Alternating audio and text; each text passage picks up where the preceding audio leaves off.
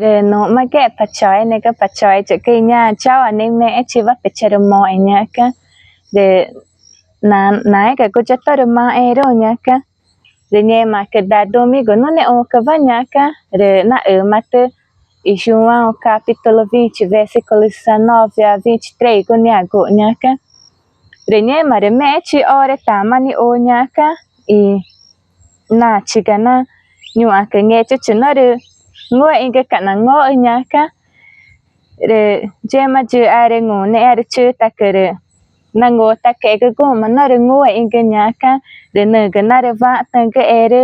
chưa theo cái ai cái nằm ngồi anh nhà cả rồi nhẹ có mà được người ra chi nó được ngang ta nữa vạ na ngồi cho nghe cho chủ nhà cả rồi những mà chi nơi na được mọi nó được ngồi anh cái nhà cả rồi nhà na được cái beta ấy cái nhà na được rồi che mà nhà có vẻ nè rồi nơi cái na vẽ mẹ rồi những mà chi nơi cái na vẽ pa cả từng nhà cả rồi nơi mà cái nhà mà nó được ngồi in cái được phá ra cái mà nó tay cái ở nơi nó đầu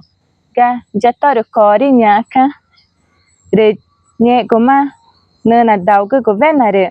che có mà được vẽ nè rồi nơi nó được mọi trang nghề cho chủ nhà nó được cái beta ấy cái nhà nó rồi che mà cháu nó từ nó mà cháu namore tata ma ichama re tata pe ichamu nya na re ge jange chuchu na re ngwe inge re je kuma re nge chuchu re na re ngwe inge te fe nya na re ge nya na re ge jange chuchu re pe na jao I tu panai ne nya na re ge re nye kuma do ge ne re oi ku na re pe ka do ge re pe ma re ta pe na nhẹ mày phò ra na mà nè pe o na mà re tu pa na nè nghe chẳng nhẹ mà nó re go chẳng cái nhà na re cái re vợ re nhẹ có mata mà nè na re oi ko nó re go chẳng cái re pe mà re pe na nhẹ mày pe re phò ra na mà nè pe o na mà re nó re pe ka du cái vắt ta mà na nhẹ mà nó re go chẳng cái nhà na re cái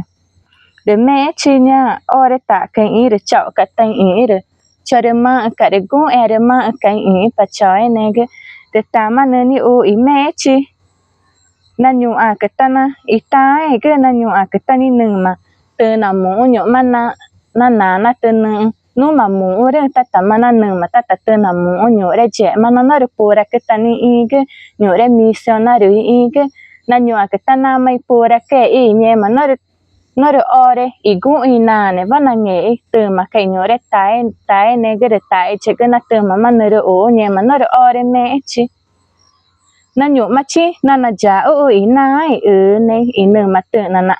nó nhẹ mà cái nào mày bỏ ra ít cái tai cái nào mày bỏ ra cái ít cái nhỏ đấy na tí chả của cái vana nó này ổ nó được ore mẹ chi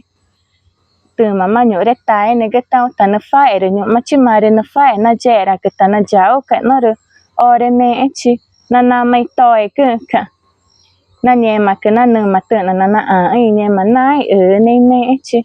rồi nhẹ mà cái mồi chỉ nhá các bà cháu ấy chỉ cái nhá ore mẹ chi ta cả mà tôi xuống không vậy rồi chỉ có là nhẹ mà go rồi đã đôi mi cái nó này ông cái gọi mẹ nó cái đầu xuống không vậy là mà tôi I capítulo 20, 19 e 23 qua go nhaka renye mak mechi inu ne nyaka reto panajere ke perengu nyaka perengu nya mai na ne va nyaka re mo enge chi nyaka na te ka ko na ne ka ko nai ne ka ko nye mak chi nyaka mo enge chi pachai ne ke nyore ne re ine nya to panar ore me chi nyaka re mo enge